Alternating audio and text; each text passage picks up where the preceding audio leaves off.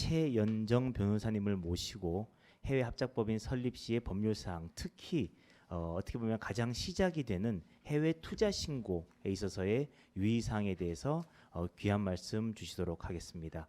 그럼 법무법인 김장리 최연정 변호사님을 모시겠습니다.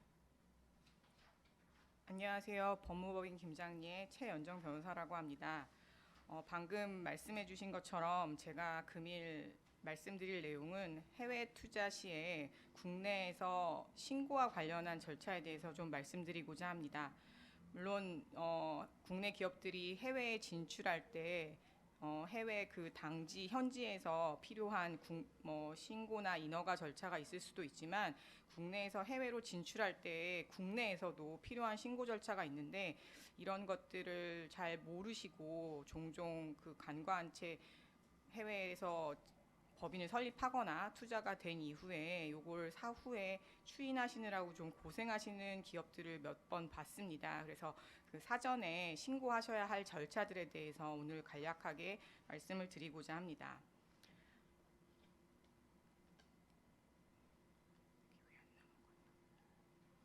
일단 해외 투자와 관련해서 국내법상 해외 직접 투자에 대해서 국내 법령에서 이야기하고 있는 내용이 있는데요.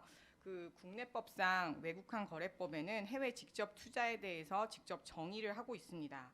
그래서 해외 직접 투자란 외국 법인의 경영에 참가할 목적으로 자본 이동과 함께 생산이나 경영 기술의 이전 또는 인력의 진출 등이 수반되는 투자라고 보고 있는데요. 이러한 투자 중에서도 지분율이 10% 이상인 경우에는 해외 직접 투자에 해당하고 또 그 법인에 대해서 지분율이 있지 않다 하더라도 상환기한 1년 이상의 금전을 대여하는 경우에는 국내법상 해외 직접 투자로 보고 있습니다. 그리고 이러한 투자들에 대해서는 외국환 은행에 사전에 신고하도록 되어 있습니다. 이와 관련해서 10% 미만이라도 실질적인 경제관계가 인정되는 경우에는 해외 직접 투자로 인정하고 있는데요.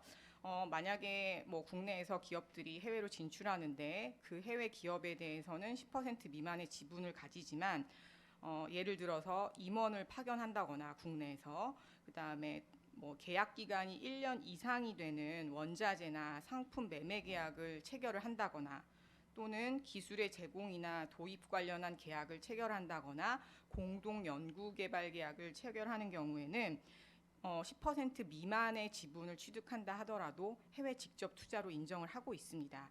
그래서 이러한 것들을 소명을 하면 지분율이 10% 미만이라 하더라도 해외 직접 투자로서 인정이 됩니다. 말씀드렸듯이 해외 직접 투자는 외국환 은행 신고 대상인데요. 여기서 외국환 은행 신고 대상이라는 것은 외국환 은행에다가 신고서를 제출해야 된다는 의미입니다. 근데 외국환 은행과 관련해서 이렇게 말씀을 드리면 외국환 은행이 어디인가 이렇게 궁금해하시는 분들이 있는데 외국환 은행은 여러분들이 생각하시는 그냥 일반 시중 은행들을 말합니다.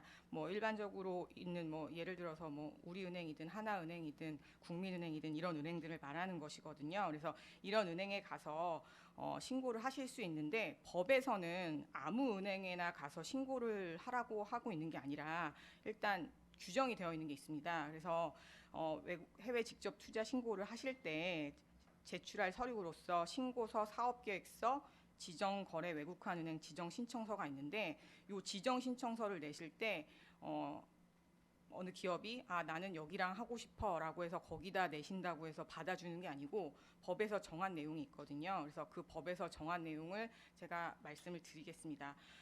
종종 제가 이제 같이 업무를 하다 보면 저는 여기다 하고 싶어요, 아니면 저는 여기다 하고 싶어요 이렇게 말씀하시는 분들이 있으신데 법에서 정해진 내용이 있기 때문에 제가 같이 업무를 할 때 사전에 이것을 먼저 체크해 보십시오라고 말씀드리거든요. 근데 그게 뭐냐면 법에서는 아예 이렇게 정해놓고 있어요. 그러니까 주채무 계열 기업 소속 집단에 있는 기업인 경우에는 주채권은행이라고 정하고 있고 그렇지 아니한 경우에는 여신 최다은행에 신고를 하라 이렇게 규정이 되어 있는데 일단 주채무 계열 기업 집단 소속 기업이라는 거는 아마 본투 글로벌을 통해서 저하고 업무하시는 대표님들 경우에는 해당이 없을 것 같아요. 왜냐하면 그거는 이제 대부분 대기업, 그룹 계열사들 이런 것들을 말하는 거거든요. 그래서 그런 경우 말고 그 외의 경우에는 여신 최다 은행에 가서 신고를 하시면 되는데, 여신 최다라는 것은 결국 그 만약에 어떤 A라는 기업이 있다. 근데 그 A라는 기업이 뭐 어떤 자금이나 이런 것 때문에 대출을 실행한 은행이 있다. 그럼 그 은행이 결국엔 여신은행이 되는 거거든요. 근데 여신은행으로서 만약에 뭐 A 기업이 한 군데가 아니라 뭐 A, B, C 뭐 이렇게 은행들을 여러 군데서 돈을 빌렸다. 근데 여기는 1억, 여기는 2억, 여기는 3억이다. 그러면 3억인 은행에 가서 결국 신고를 하라는 말씀이세요. 그래서 여신 최다라는 거는 결국 쉽게 얘기하면 대출이 제일 많이 잡혀 있는 은행에 가시면 된다는 말씀입니다. 그래서 요거를 이제 처음에 해외 직접 투자 신고를 하실 때 신고 아무 은행이나 가서 할 수 있는 게 아니니까 요것부터 체크하시라고 제가 말씀을 드리거든요. 근데 이거에 대해서 이제 종종 대표님들께서 어디지라고 생각하시는 분들도 있는데, 대출이 많이 잡혀 있는 은행으로 생각하시면 됩니다. 그리고 만약에 뭐 그런 전혀 뭐 여신도 없고 아무것도 없는 기업이다 그러시면 그냥 가장 업무하기 편하신 은행으로 정하시면 되고, 그 업무하기 편하신 은행에다가 지정 신청서를 제출하시면 해외 직접 투자 신고가 가능합니다.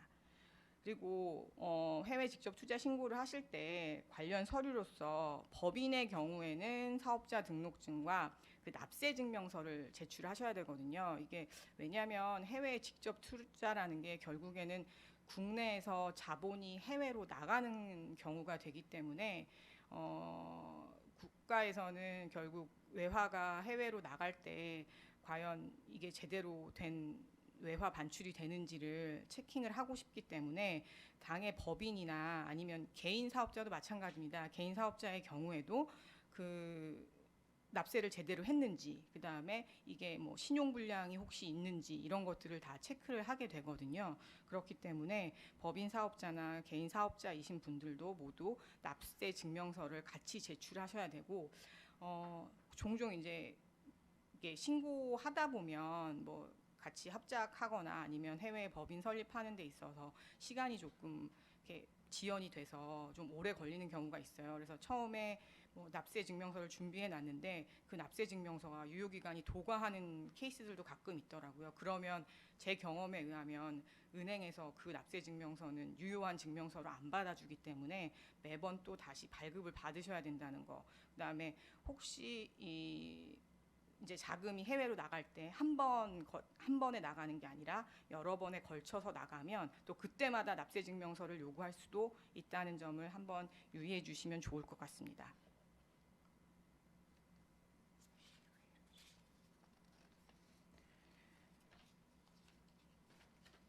다음 사항으로 제가 말씀드리고 싶은 거는 해외 직접 투자 시에 그 수단과 관련한 내용인데요.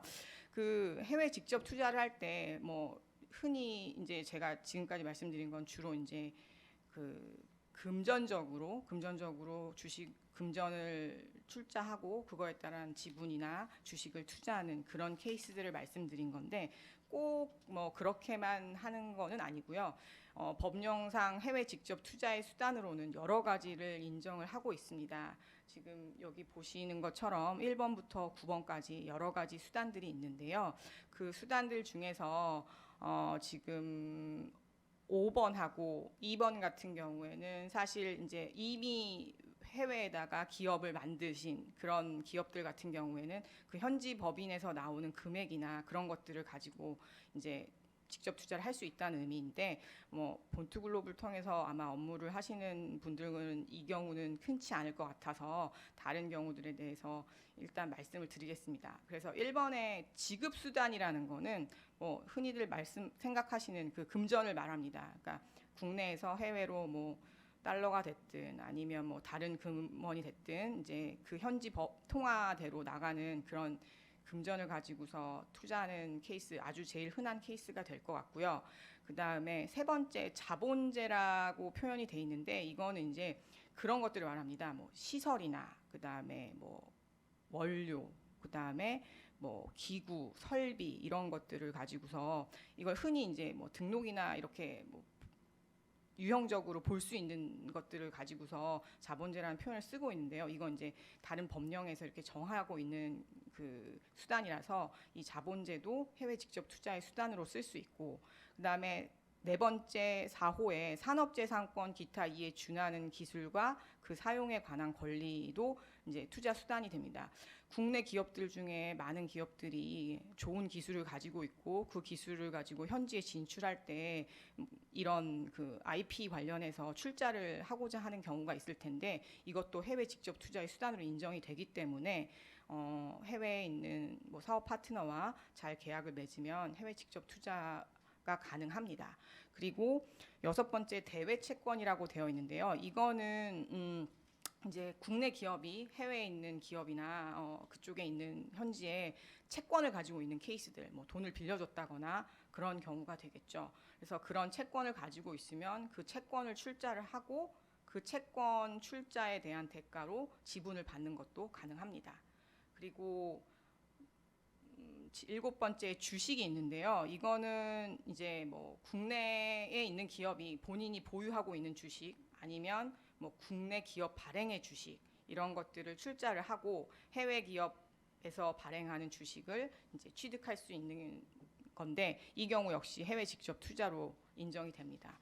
그리고 여덟 번째로 그 외에 평가가 가능한 자산이면 된다고 되어 있어서, 사실상 이 해외 직접 투자의 수단으로서는 평가가 가능한 재산이라면 이제 투자가 다 가능한 경우이기 때문에, 사실상 제가 보기엔 해외 직접 투자 같은 경우에는 외국인이 국내로 들어오는 투자와 달리 굉장히 좀 브로드하게 인정이 되는 것 같아요. 그 이유는 사실 해외 직접 투자라는 거는 해외에다 투자를 하고 해외에 이제 어떤 주식을 보유하고 그 주식을 보유한 이후에 그 금액이 이제 향후에 이제 저희 우리나라로 또 들어올 수 있잖아요. 그렇기 때문에 어찌 보면 외화가 유입되는 케이스이기 때문에 조금 더 외국인 투자처럼 외국인이 그 금액을 반출하는 케이스와는 달리 조금은 좀 유도리가 있는 게 아닌가라는 생각이 듭니다. 그래서 이런 점들을 참고하시면 될 것 같고요. 그 다음에 이 해외 직접 투자 신고할 때 이 수단에 따라서 신고 시에 조금씩 달라지는 점이 있습니다. 그래서 요거를 조금 이제 염두에 두셔야 되는데, 사실상 아까 말씀드렸듯이 이제 평가가 가능한 모든 재산들이 해외 직접 투자의 수단으로 인정이 되기 때문에 종종 현물 투자도 해외 직접 투자의 수단으로 이용이 되고 있습니다. 그래서 현물 투자를 하는 경우에는 제가 아까 말씀드렸던 그 신고시 제출 서류 몇 가지에 더해서 현물 투자 명세표라는 걸 제출을 해야 됩니다. 근데 이거는 이제 현물 투자 명세표는 사실 국내에서 그 현물이 해외로 나가는 거라서 이게 어찌 보면 이제 세관을 통과해야 되는 상황이 오게 되거든요. 그래서 이게 세관에다가 제출해야 될 명세표라고 그거를 같이 이제 첨부를 하셔야 되기 때문에 굉장히 자세하게 어떤 뭐 현물이 뭐가 있으면 뭐 어떤 품목을 쓰고 품목에 대한 수량, 그다음에 이런 것들을 좀 자세하게 적으셔서 같이 제출하셔야 된다는 점을 유념하시면 될 것 같고요. 그다음에 주식을 통해서 해외 직접 투자가 가능하다고도 아까 말씀을 드렸는데, 이 경우는 조금 더 이제 좀 스트릭하게 엄격하게 보고 있어서 이 경우에는 공인회계사법에 의한 주식평가에 관한 의견서가 필요합니다. 제가 업무를 뒤에 사례 얘기를 말씀을 드릴 텐데, 이 주식을 통한 해외 직접 투자의 케이스는 공인회계사법에 따른 의견서가 필요하기 때문에 좀 시간을 두고, 만약에 이런 식의 투자를 하실 때는 사전에 이런 의견서를 받아두시기 위해서 준비를 미리미리 해두시는 게 좋다는 것을 말씀드리겠습니다. 그리고 만약에 취득 예정인 현지 법인의 주식하고 이제 실제로 이제 돈을 주시는 그 금액하고 만약에 액면가하고 취득 가액이 다르다. 그럴 경우에는 추가로 이제 은행에서 어떤 서류를 받냐면 그 차액이 왜 발생했는지 그거에 대한 적정한 입증을 할 수 있는 입증 서류를 요청을 하거든요. 그래서 이런 케이스가 뭐 저도 경험은 못 해봤고 흔하게는 있지 않을 것 같고 사실 뭐 쉽지 않을 것 같긴 한데, 예를 들어서 만약에 액면이 1불짜리 주식이다. 근데 1불짜리 주식인데 사실 뭐 일종의 저희가 할인 발행하는 것처럼 저희는 이제 3달러의 그 주식을 취득한다. 만약에 그러면 그 차익이 2달러가 되는 거잖아요. 그럼 그 2달러에 대해서 왜 2달러가 나느냐 그 부분에 대한 거를 입증을 해야 된다는 거죠. 그래서 이런 식으로 만약에 이제 투자를 하실 때 이런 식의 뭐 제안을 받으신다거나 이런 식의 협의가 이루어지실 때 이런 추가적인 서류가 필요하기 때문에 그런 협의를 하실 때도 고려를 하시는 게 좋지 않을까 싶습니다. 그리고 아까 말씀드렸듯이 IP 출자를 통해서도 해외에 직접 투자가 가능하다고 말씀을 드렸었는데 이 IP 출자는 사실 무형의 것이잖아요. 그러니까 아무것도 보이는 게 없기 때문에 도대체 뭘 가지고서 이제 서류를 제출하느냐 이렇게 물어보시는 분들이 있는데 역시 이 경우에도 이 가치평가서를 같이 제출을 해야 됩니다. 그래서 산업재산권이나 그 지식재산권 관련해서 기술에 대한 가치평가서를 제출해야 되는데 그래도 이 부분과 관련해서 다행인 점은 뭐 평가 기관에 대한 제한은 없습니다. 그래서 이 기술의 종류나 기능 등에 대해서 상세하게 설명을 하고 뭐 특허면 특허고 그다음에 아니면 뭐 기술 꼭 특허로 등록이 되지 않은 기술도 가능하겠죠. 그러니까 기술에 대해서 이 기술은 어떠한 기술이고 이 기술이 어떤 식으로 뭐 쓰일 거며 그다음에 향후에 이 투자를 통해서 어떤 식으로 구현화된다라는 거를 자세하게 설명을 한다면 같이 기술 가치 평가서에 그런 내용들이 있다면 충분히 이제 직접 투자가 가능한 거거든요. 근데 이제 여기서 유념하실 거는 말씀드렸듯이 평가기관이 따로 정해져 있는 건 아니기 때문에 그러면 누가 가치 산정을 할 것이냐 그게 이제 가장 문제가 되거든요. 근데 그 문제와 관련해서는 사실상 당사자들끼리 합의한 내용을 그대로 인정을 해줍니다. 은행 측에서는. 그렇기 때문에 만약에 뭐 국내에 있는 A라는 기업이 뭐 해외에 있는 B라는 기업하고 합작 투자를 하는데 A라는 기업이 본인이 가지고 있는 기술을 그쪽 B 기업에다가 빌려주고 그다음에 뭐 소위 라이센스가 되겠죠. 라이센스를 해주고 그 로열티를 받는 대신 만약에 지분을 받기로 합의를 한다. 그러면 로열티 금액에 상응하는 금액을 명확하게 산정을 하고 그 금액을 기술에 대한 가치로 이제 기재를 하는 것이죠. 그래서 그렇게 가치를 산정했을 때는 은행에서도 큰 문제를 삼지 않기 때문에 합작 계약서나 그런 기술과 관련한 계약서에 그 금액이 명시되어 있으면 충분히 IP 출자에 의한 해외 직접 투자로 인정이 되고 신고도 수리가 된다는 점을 염두에 주시면 좋을 것 같습니다. 이 관련해서 저희가 이제 업무를 진행하다 보면 당사자들끼리 그 뭐 구두로 합의가 된다거나 뭐 논의가 된 내용은 있지만 그 내용이 이제 사실상 계약서에는 명확하게 반영을 안 한 케이스들도 가끔 있거든요. 그냥 뭐 그렇게 하기로 했다 내지는 뭐 1년 뭐 3년 동안 뭐 이렇게 한다. 뭐 빌려준다. 그리고 뭐 라이센스 피에 대해서는 또 뭐 명확하게 안 쓰는 경우도 있어서 그런 케이스에는 인정이 될 수 없기 때문에 명확하게 그런 부분들을 만약에 뭐 그쪽에 뭐 해외에 있는 B라는 기업의 지분을 10%를 가져오게 되면 10%에 해당되는 뭐 그 가치가 얼마고 그 가치에 상응하는 것을 뭐 3년치 기술료다라고 명시적으로 쓰시는 게 당사자들 간의 합의가 가장 중요한 근거가 되기 때문에 그런 내용들을 명시하셔야 된다는 것을 말씀드리겠습니다.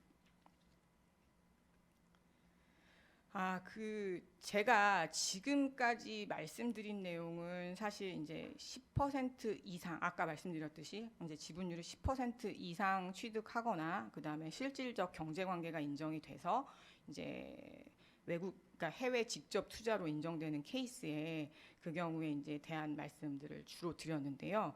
근데 이렇게 말씀을 드리면 또 그렇게 물어보시는 분들이 있어요. 그러면 10% 미만 케이스에는 뭐 아무런 신고를 안 해도 됩니까? 이렇게 물어보시는 분들이 계신데 그건 아니거든요. 그래서 지분율이 10% 미만이라 하더라도 뭐 혹시라도 이제 뭐 그런 투자를 하시는 데 있어서 처음에는 이제 뭐 10% 이상이 아니라 하더라도 10% 미만으로 일단 진행을 하셨다가 뭐 계속 늘릴 수도 있으신 거니까요. 그래서 10% 미만으로 만약에 지분율을 취득하신다. 그럴 경우에는 한국은행 신고 대상이에요. 아까는 제가 말씀드렸듯이 시중은행에다가 신고를 하면 10% 이상인 경우에는 신고를 하면 된다고 했는데 10% 미만의 외화증권을 취득하는 경우에는 한국은행 신고 대상이라 요거는 이제 어찌 보면 조금 더 아까 해외 직접 투자 신고 말씀드렸던 것보다는 뭐 허들이라기보다는 좀 불편하시겠죠. 왜냐하면 한국은행이 뭐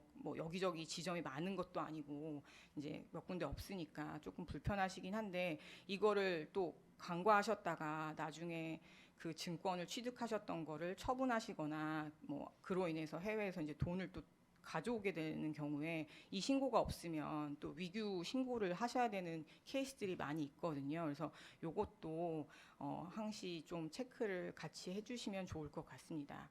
그래서 한국은행 신고 대상이 되는 케이스는 말씀드렸듯이 뭐 지분율 10% 미만이나 10% 미만으로서 실질적 경제 관계가 없는 경우이긴 한데 뭐 신고에 예외 사유가 있기도 합니다. 근데 지금 말씀드리는 전반적인 그 투자와 관련해서는 아마 이 예외 사유, 뭐 상장 주식 취득이나 상속이나 유증 같은 사유는 없을 것 같아서 요 사유는 뭐 크게 설명은 일단은 스킵하겠습니다.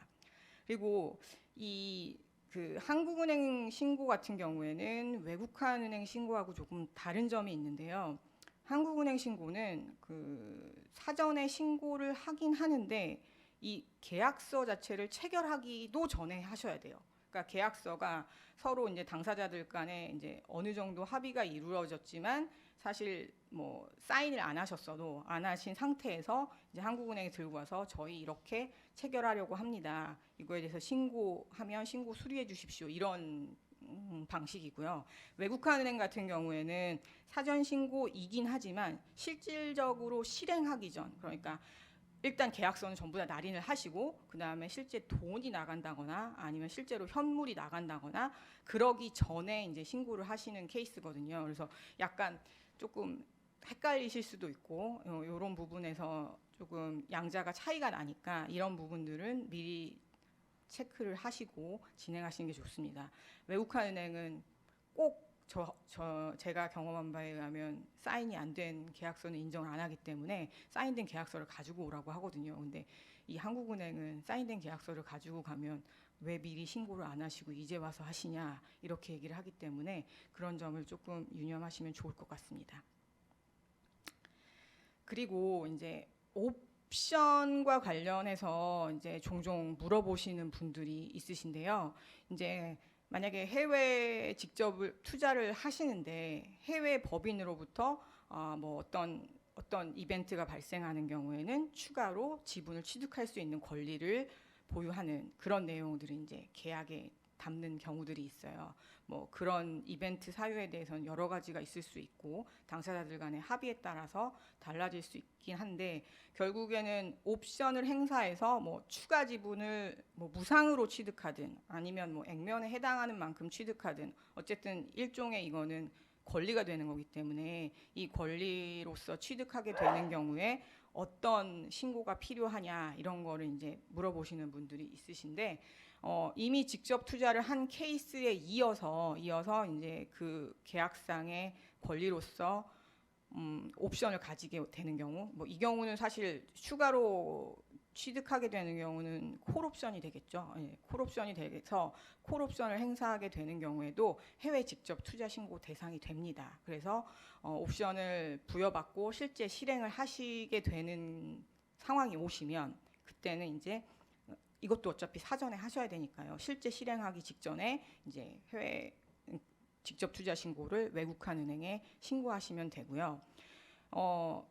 지금은 이제 금전적인 얘기로 말씀드렸지만 IP 출자 역시 그 옵션을 부여받을 수 있겠죠. 그래서 왜냐하면 그 IP 출자를 했는데 뭐 양자가 정말 그 기술을 통해서 너무너무 좋은 사업 성과가 일어났다. 그래서 뭐 계약서에다가 뭐 어느 금액만큼의 매출이 일어나면 그에 따라서 뭐 어찌 보면 기술을 더 오래 쓰고 그다음에 그거에 따라서 우리는 지분을 더 가져간다. 뭐 이런 내용이 들어갈 수도 있는 거니까요. 그래서 그런 경우에는 역시 이것도 옵션 투자에 따른 신고가 돼서 해외 직접 투자 신고 대상이 되는데 이거는 사실 말씀드린 것처럼 관련 계약에서 어떻게 정하느냐에 따라서 달라지기 때문에 말씀드린 것처럼 옵션에 대한 평가가 거기에도 명확하게 계약서에 기재되어 있을 때 그 부분에 관련한 옵션에 대한 해외 직접 투자 신고로서 인정이 될 수 있습니다. 근데 이제 제가 지금 말씀드린 거는 주로 이제 국내 법인이 해외 기업에 대해서 옵션을 가지고 있는 케이스, 그러니까 저희가 이제 옵션을 부여받은 케이스를 말씀을 드린 거고요. 만약에 그게 아니라 국내 기업이 해외 기업한테 옵션을 부여해서 옵션 의무자가 되는 케이스다. 그 케이스는 사실 뭐 투자가 아니잖아요. 투자가 아니고 반대의 경우가 돼서 상대방에게 어떤 그 권한을 부여하고 국내에 있는 기업이 의무자가 되는 케이스가 되는 경우라서 그 경우는 외국환 거래 규정에서 파생상품 거래 신고라는 신고를 하셔야 돼요. 그래서 이거는 이제 외국환은행 신고 대상이 아니라 한국은행 신고 대상이 돼가지고 이 파생상품 거래에 대해서 어떤 경우에 어떤 권한을 상대방한테 부여를 하고 그럴 경우에 어떤 우리는 의무를 부담한다라는 내용, 그러니까 주식을 기준으로 그런 의무가 부여되는 거겠죠. 그래서 그런 내용들을 한국은행에 신고하셔야 됩니다. 근데 이게 사실 한국은행에 신고하실 때 말씀드린 것처럼 제가 계약서도 뭐 체결이 안 돼 있고 계약서 체결 전에 하고 그다음에 사실상 이게 실행이 안 될 수도 있어요. 실행이 안 된다 하더라도 신고를 하셔야 되는 거거든요. 근데 종종 이제 뭐 실행이 안 될 거니까 왜 신고를 하냐 뭐 이렇게 생각을 하시고 신고를 안 하시는 분들이 계세요. 그러고 난 다음에 실제 실행이 될 때는 그 실행을 하시면 안 되는 거죠. 돼서 혹시라도 뭐 추가로 취득하고 이러면 나중에 저 이거 추가 취득해서 행사에서 뭐 이거 팔아서 뭐 돈이 들어온 거예요. 그러면 이제 한국은행에서 아니 신고도 안 했는데 왜 이런 게 있냐 이런 말이 나오게 되기 때문에 이런 위규의 문제가 발생할 수 있기 때문에 처음부터 만약에 계약서를 작성하시거나 그다음에 이런 특이한 내용들 옵션이나 이런 것들이 있다고 생각을 하시면 뭐 법률 전문가한테 먼저 상의를 하시고 신고 사항들을 미리미리 체크하시는 게 가장 현명한 방법이라고 생각합니다. 그래서 제가 이제 뭐 본투글로벌을 통해서 했던 사례들과 그다음에 기타 제가 다른 업무를 하면서 이 직접 투자와 관련해서 경험했던 사례들을 한번 나누어 보고 싶은데요. 먼저 첫 번째 사례를 제가 좀 설명을 해드리면 이제 거주자인 국내 법인이 그 자신이 가지고 있는 국내 법인의 주식하고 그다음에 해외 법인의 주식의 교환으로 취득하는 방식으로 해외 투자를 한 케이스였어요. 제가 좀 그림으로 좀 말씀을 드리면, 그러니까 국내 회사 A라는 회사가 있고, 그다음에 국내 회사 A가 국내 회사 B의 주식을 들고 있는 거예요. 주식을 들고 있는데 이 국내 회사 A가 외국 회사에 투자는 하고 싶은데 외국 회사한테 투자를 할 때 그 투자의 대가로서 내놓겠다는 것이 자기가 가지고 있는 B 회사의 주식인 거죠. 그래서 국내 회사는 자기가 가지고 있는 B 주식을 외국 회사한테 출자를 하고 외국 회사는 자기의 신주를 국내 회사한테 발행을 해주고 이런 방식으로 해서 일종의 이제 주식 교환 방식으로 이제 하자 이렇게 당사자들 간에 합의가 됐어요. 합의가 됐는데 이 외국 회사가 약간 국내 회사가 못 믿어왔던지 만약에 당신네가 제대로 교환을 안 해주면 어떡하냐 그렇게 되면 우리는 아무런 걸 못 갖게 되는 거 아니냐 그렇게 하면서 계약서 내용에 외국 회사가 이제 만약에 국내 회사 A가 이 주식 교환을 제대로 실행을 못했다거나 문제가 발생하면 국내 회사 A가 가지고 있는 국내 회사 B 주식을 외국 회사가 취득할 수 있는 권한을 달라. 그래서 그 내용, 그러니까 콜옵션을 갖겠다는 거죠. 외국 회사 입장에서. 그래서 국내 회사한테 당신들이 우리에게 콜옵션을 다오 그렇게 해서 그런 내용을 계약서에 다 집어 넣었어요. 그래서 이 케이스를 저희가 이제 진행을 하면서 무슨 신고가 필요한 것인지 이제 국내 회사 저는 사실 이 당시에는 외국 회사를 대리하고 있었거든요. 외국 회사를 대리하고 있었는데 국내 회사 A가 처음에는 이제 뭐가 필요하냐 우리는 그냥 하면 되는 거 아니냐 그래서 아무것도 안 하겠다는 취지로 말씀을 하시더라고요. 그래서 아니 그렇게 되면 우리가 만약에 콜옵션을 행사하게 되면 제대로 행사할 수가 없다 그렇게 얘기를 해서 이분들하고 같이 업무를 진행하면서 국내 회사 A가 해야 되는 신고에 대해서 그때 살펴봤거든요. 그래서 이제 국내 회사 A가 해야 되는 신고 사항은 A가 만약에 외국 회사에 가지게 되는 이 주식 교환을 통해서 가지게 되는 뭐 지분율이 10% 이상이다. 그렇게 되면 해외 직접 투자 신고를 하셔야 되는 거고, 그 다음에 만약에 그 뭐 10% 미만이 된다, 10% 미만이 된다. 그렇게 되면 한국은행에 증권 취득 신고를 하셔야 된다. 그리고 저희 외국 회사 입장에서는 저는 그때는 외국 회사를 대리했으니까요. 외국 회사 입장에서는 콜옵션을 가지게 되는데 이 콜옵션에 관련한 거는 그 국내 회사에서 의무를 부담하시는 거고 저희가 권한을 가지는 거니 그쪽에서 한국은행에다 파생상품 거래 신고를 하셔야 된다라고 해서 그렇게 신고를 진행했던 사례가 있었습니다.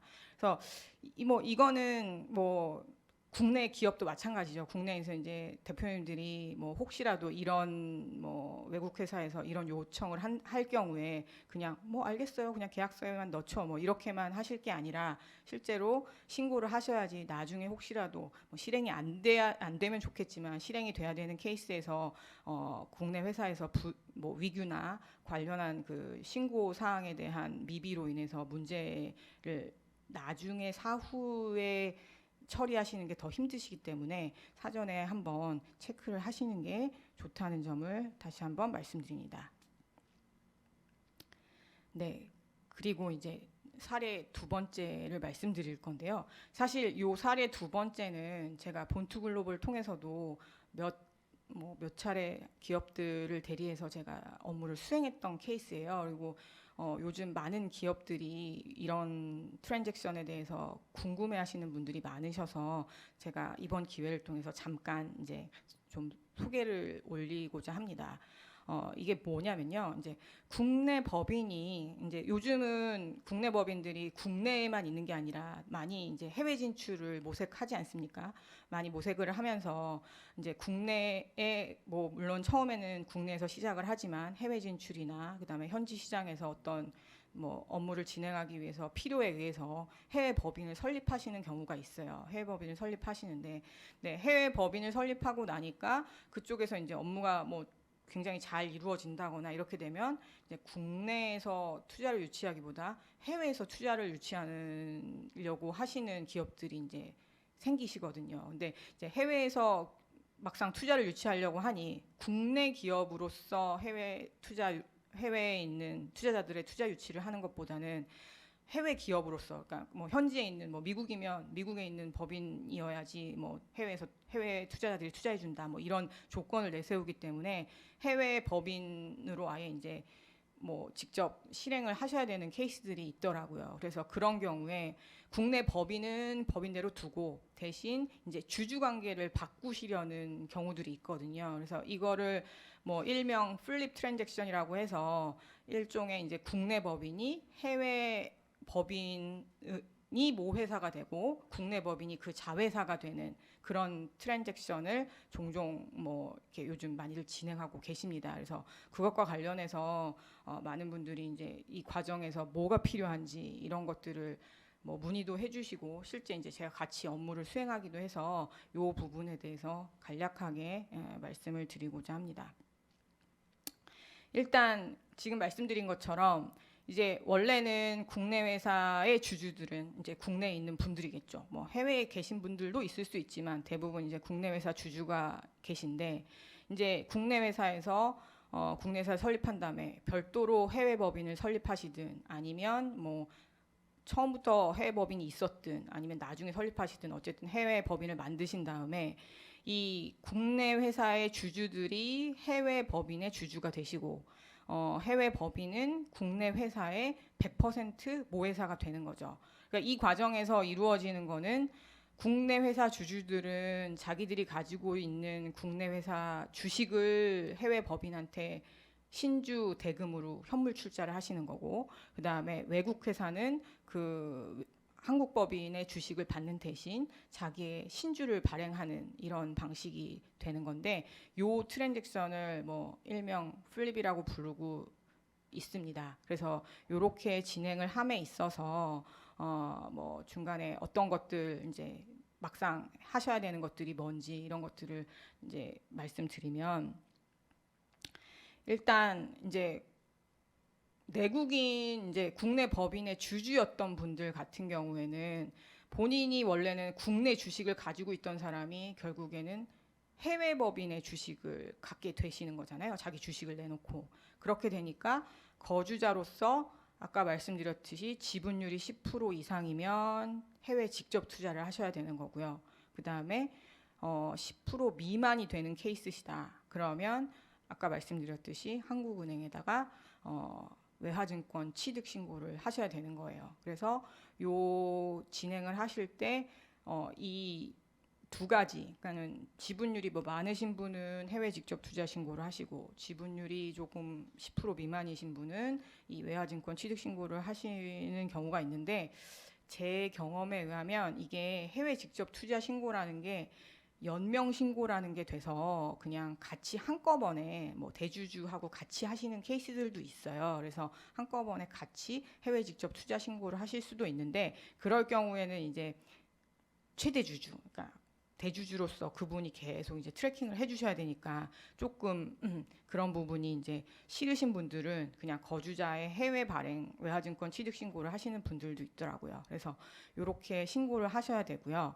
그다음에 외국 회사는 이제 이 본인의 주식을 그 국내 법인의 주주들한테 이제 발행해주고, 본인은 사실상 그 국내에 있는 주식을 한꺼번에 다 취득을 하게 되는 거니까 이거에 대한 신고를 하셔야 되는 거거든요. 그래서 외국 회사 입장에서는 비거주자의 국내 발행 원화증권 취득 신고를 하셔야 돼요. 근데 요것과 관련해서 가끔 이제 조금 아시는 분들이 물어보시는 케이스가 있는데, 아니 외국인이 국내에 있는 기업 주식 취득하면 뭐 알고 있기로는 외국인 투자 신고라는 게 있다고 하는데 왜 외국인 투자 신고를 안 하고 한국은행에 가서 이런 신고를 해야 되냐, 이렇게 물으시는 분들이 가끔 있어요. 되게 많이 이거는 경험을 해보신 분들인 것 같아요. 그래서 이 케이스는 그 이제 외국인 투자 신고라는 거는 사실 이제 또 다른 법률이 있거든요. 이제 우리나라 법 중에서 외국인 투자 촉진법이라는 법이 있어서 외국인이 이제 국내에 자본을 출자해서 그거에 따라서 이제 취득을 하는 케이스는 외국인 투자 신고로서 뭐 여러 가지 특례를 받습니다. 왜냐하면 이제 뭐 국내에서 세제 혜택도 받고 기타 등등의 혜택을 받는데, 그 케이스는 이제 뭐 금전적인 거라던가 실제 뭐 차관이라던가 이런 식으로 돈이 오고 갈 때 그게 인정이 되고요. 뭐 법상 출자 목적물이라고 하는데 출자 목적물에 해당되는 케이스만 외국인 투자 신고로 인정이 되지, 뭐 저희들 요 케이스처럼 이제 주식을 그냥 내놓은 케이스 있잖아요. 주식을 내놓은 케이스는 자본이 오고 가지 않는다고 하기 때문에 외국인 투자 신고는 인정이 안 되고 한국은행에 가셔서 한국은행 신고를 하셔야 된다라는 거, 그거를 이제 말씀드릴 수 있을 것 같습니다.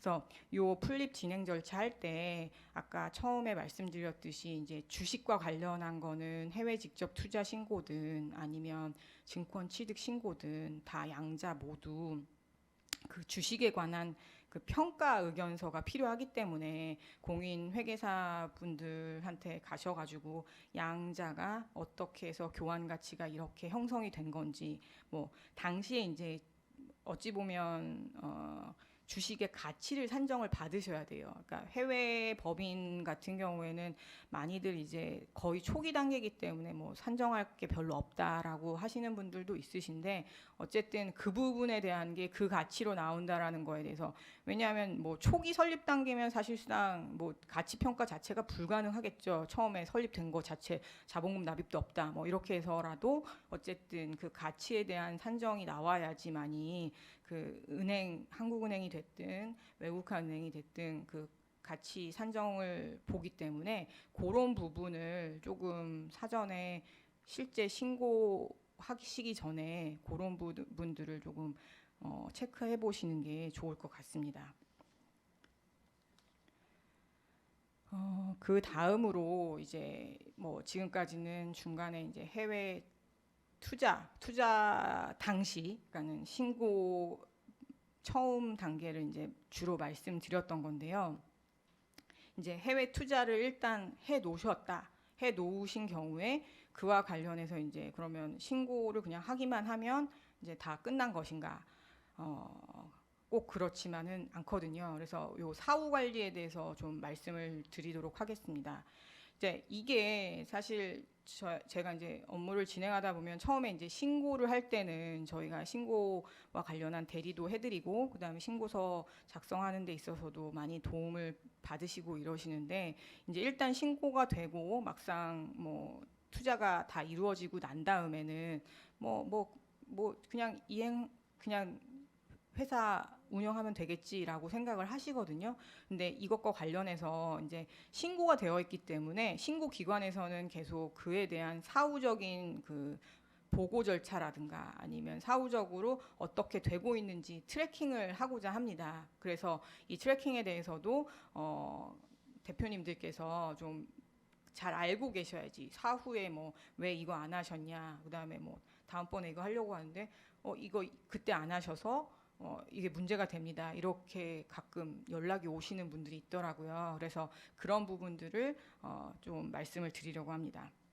일단 그 해외 투자와 관련해서 뭐 한국은행 신고든 아니면 그 외국한 은행 신고이든 어느 쪽이든 간에 사실상 사전 신고가 되는 거거든요. 왜냐하면 뭐 계약이 체결 전이든 후든 어쨌든 실행이 되기 전에 다 사전 신고를 해야 되는데 이 사후 관리로서 나중에 변경이 발생하는 부분에 관련해서도 그 직접 투자 외국한 은행에 신고한 케이스에 대해서는 다 내용 변경 시에도 사전에 신고를 하셔야 됩니다. 그러니까 실제로 실행하기 전에 신고를 하셔야 된다는 점을 미리 좀 말씀을 드리겠습니다.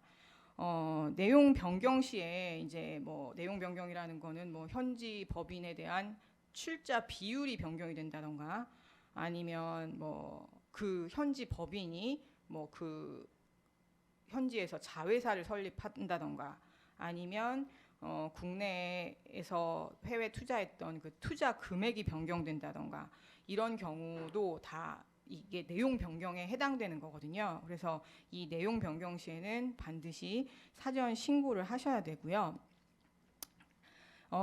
다만 이제 뭐 사소한 변경, 그러니까 만약에 국내에 있는 투자자가 뭐 상호가 변경됐다거나 아니면 뭐 대표님이 변경이 돼서 뭐 이름을 변경해야 된다거나 아니면 소재지가 변경됐다거나 뭐 이런 경우, 그다음에 현지 법인 이제 저희가 현지에다가 투자한 법인이 뭐 소재지가 변경이 됐다거나 아니면 법인 명의 변경됐다거나 이런 경우에는 사후 보고가 가능합니다. 그렇지만 3개월 이내에 사후 보고를 하셔야 된다는 거, 요거를 좀 체크를 해두시면 좋을 것 같고요.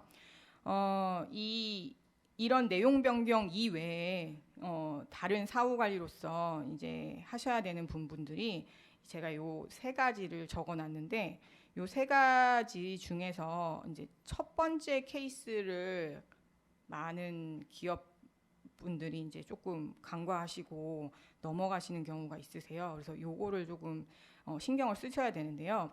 이제 어차피 주식이나 지분을 취득하신 거기 때문에 그 외화 증권이나 그다음에 아까 대여를 할 수도 있다 그랬잖아요. 그러면 채권에 대해서 취득 보고서를 제출을 해야 됩니다. 이거는 이제 실제로 투자 금액을 납입하거나 그다음에 대여 자금을 지급한 후에 6개월 이내에 제출하면 된다고 되어 있기 때문에 사실 신고 때는 어차피 사전 신고니까 실행이 안 돼 있잖아요. 그러니까 신고를 안 하고 이제 이 6개월을 막 이렇게 그냥 지나가 버리는 경우가 있거든요. 그래서 그 나중에 이제 이것 때문에 저도 한번 연락을 받은 적이 있는데 이 부분과 관련해서는 대표님들께서 조금 신경을 써주시면 좋을 것 같아요. 그래서 은행 측이 또 이 담당자들이 계속 동일한 담당자로 가는 케이스도 아니고 담당자도 자주 바뀌어가지고 그 사전에 있었던 내용들에 대해서 이렇게 잘 모르신 상태에서 대표님들에게 왜 이거 안 하셨어요 하시면 또 당황을 하시더라고요. 그래서 이런 부분들은 조금 체크를 하시고 6개월 이내에 꼭 제출을 하셔야 된다는 거. 그래서 이 사실 취득 보고서가 나갈 때 뭐 이 보고서 양식이 있기도 해요. 그리고 보고서 양식이 있는데 보고서 양식 말고 이제 주주 명부를 달라고 하거든요. 그러니까 주주 명부를 조금 만들어 두시면 좋을 것 같습니다.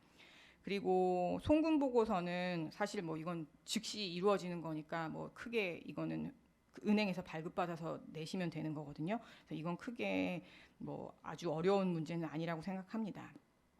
그리고 세 번째, 이것도 사실 이제 이미 해외 법인이 설립이 돼 있는데 사후적으로 이루어져야 되는 것들이라서 뭐 이렇게 이제 자칫하면 이제 잊어먹고 안 하게 되는 케이스들이 많은 것 같아요. 그래서 요 연간 사업 실적 보고서라는 걸 매년 회계 기간마다 종료 후에 5개월 이내에 제출을 해야 되거든요. 그러니까 이게 처음에 저희가 그 해외 직접 투자 신고서 할 때 그 신고서에 회계 연도를 다 적게 돼 있어요. 뭐 여기는 12월 결산 법인이다, 아니면 6월 결산 법인이다, 뭐 이런 걸 다 적게 돼 있는데 그 은행에서는 그 결산 법인 그때 어떤 결산 법인이었다라는 걸 다 체크를 하고 있기 때문에 그때로부터 5개월 이내에 요 연간 사업 실적 보고서를 제출을 하셔야 됩니다. 근데 요게 약간 그 연간 사업 실적 보고서 같은 경우에는 이 금액에 따른 그 보고서 양식이 약간 차이가 있어요. 보고서 양식이 차이가 있는데 그 100만 불을 초과하는 경우에는, 그러니까 누적 투자 금액이 100만 불을 초과하는 경우에는 여기 지금 써 있는 대로 현지 공인회계사에 감사를 받은 감사 보고서를 함께 제출을 해야 됩니다. 근데 이제 100만 불이 안 된다, 50만 불은 초과하고 100만 불 이하다, 그러면 현지 법인 투자 현황표를 제출하시면 되고요. 그다음에 50만 불이 안 된다, 50만 불 이하다, 그러면 그때는 제출이 면제가 됩니다. 그래서 요거는 요 투자 금액에 따라서 조금 달라진다는 거를 알고 계시면 될 것 같습니다. 근데 제 기억에 뭐 이렇게 100만 불을 넘는 케이스는 아직 많이 본 적은 없어서 그렇지만 뭐 투자를 많이 하시면 또 이렇게 될 수도 있으니까요. 이거는 그렇게 알고 계시면 될 것 같고요. 그다음에 아까 이제 요거는 주로 제가 말씀드린 게 다 해외 직접 투자와 관련한 건데 그러면 아까 10% 미만인 케이스들은 뭐 아무것도 사후 관리 안 해도 되느냐 또 이렇게 물어보시는 분들이 있는데 이것도 안 해도 되시는 건 아니고요. 한국은행에 신고하신 다음에 만약에 이제 그 증권 취득한 거를 처분한다거나 그다음에 혹은 뭐 거기서 뭐 배당이 일어나거나 회수가 일어나거나 이러면 이런 변동이 생긴 사항에 대해서 여기는 사후 보고를 해도 돼요. 여기는 사후 보고를 해도 되는데 이제 한국은행 같은 경우에는 직접 가실 필요는 없고 이제 신고 필증에 사후 보고할 수 있는 온라인 그 웹사이트를 주거든요. 그러면 거기를 통해서 뭐 이메일이나 이런 식으로 사후 보고를 하실 수 있다는 점, 그걸 생각하시면 될 것 같습니다. 예, 저희가 뭐 지금 말씀드린 것처럼 해외 투자 관련해서 여러 가지를 말씀드렸는데 사실 이 신고를 미리 했을 경우에 생각보다 많은 제재가 있다라는 점, 뭐 행정 처분도 있고, 그다음에 이 외국환 관련한 경우에는 외국환 거래 규정 같은 경우에는 외환 거래 자체가 막히는 경우가 있습니다. 그래서 이런 신고 사항들에 대해서는 미리 체크하시고 같이 뭐 주변의 법률 전문가들에게 상의하시는 거를 추천드립니다. 강의 들어주셔서 감사합니다.